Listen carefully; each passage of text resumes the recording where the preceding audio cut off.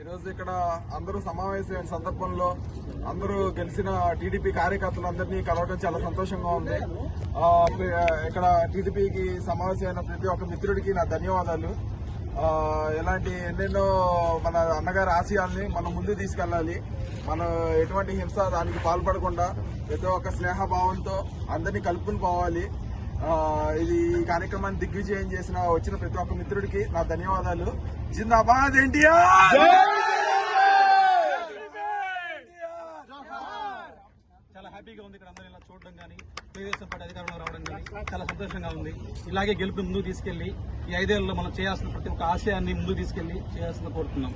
Johar and NTR.